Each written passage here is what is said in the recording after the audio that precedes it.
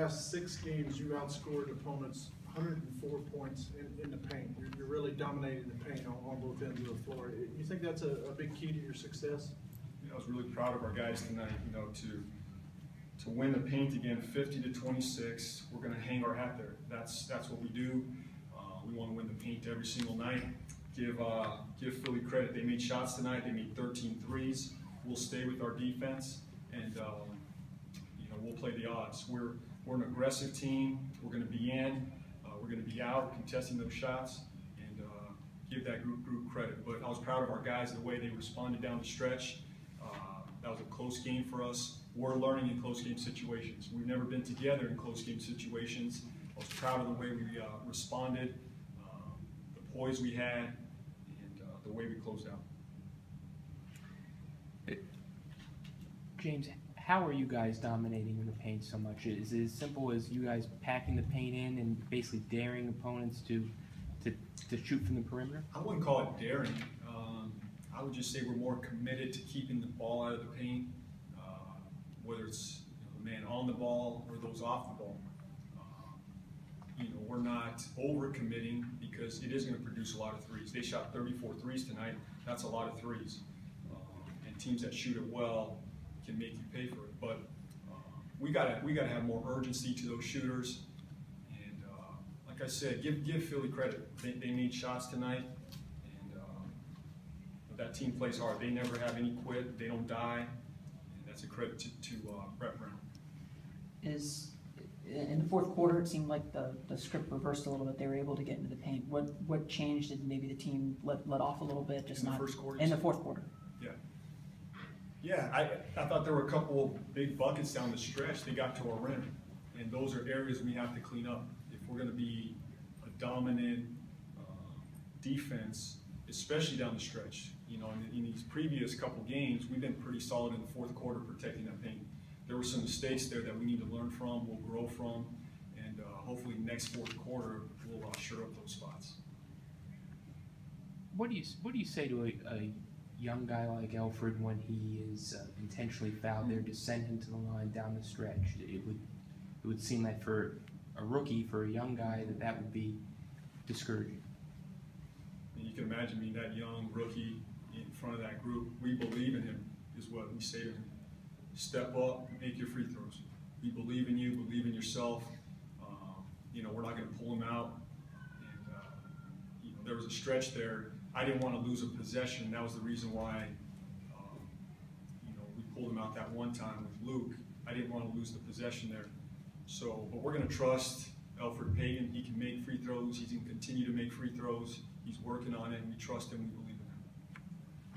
JB, before the change was made, you know where this thing was, and to win 3 in a row now, 4 of 6, is that inspiring to you to know the turnaround? I mean, you were here before the change, and then now after, the difference in the way you're playing. I'm proud of the group. I'm proud of the way they're pulling together. I love the commitment they've made to both ends of the floor. We're a work in progress. We're far from a finished product. We've made a solid step here in the last week, 2 weeks, and we're going to continue to work. And it's a daily process. We're focused on this game. I'm not even thinking about what we've won, previous to this. We'll look at this game. We'll learn from it. We'll grow, and we'll be ready for Wednesday night. Coach, talk about Tobias's first game back after missing a few games. How did he look to you? And it seemed like he wasn't all that active offensively tonight. Is that just a little bit of game rust, or how? It's game rust. I mean, really the last game he played was Chicago. That was a while ago. Anytime you're out, you lose rhythm. The team, has to find a way to bring him back into the fold. So offensively, we were off, a little bit. He's going to be fine.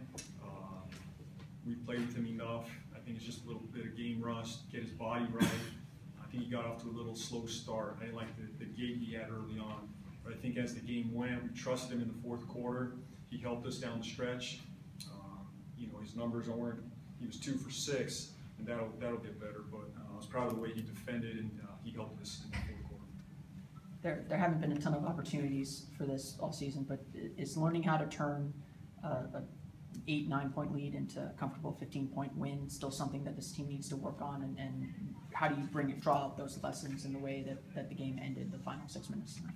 The message is continue to do what we do, whether you're up 8, down 8, you're up 1, down 1, you're up 10, you continue to do what you do. And if you do that, you extend leads, you get back into games.